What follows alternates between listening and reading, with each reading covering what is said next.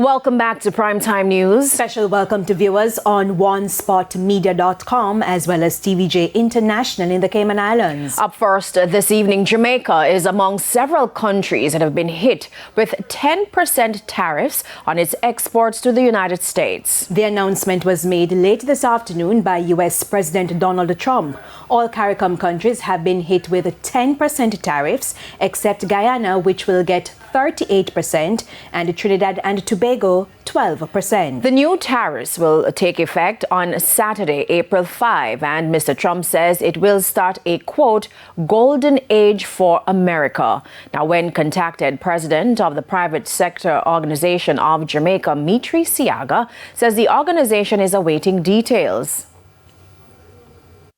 April 2nd, 2025 will forever be remembered as the day American industry was reborn, the day America's destiny was reclaimed, and the day that we began to make America wealthy again. President Donald Trump unveiling his new tariff policy to the world Wednesday. While speaking to a crowd in the White House Rose Garden, he announced an at least 10% tariff on practically all goods coming into the United States, plus even higher rates on dozens of countries that have the highest trade deficits with the United States. Reciprocal tariffs on countries throughout the world. Reciprocal. That means they do it to us and we do it to them. The president said the United States would use the money generated from tariffs to, quote, reduce our taxes and pay down our national debt.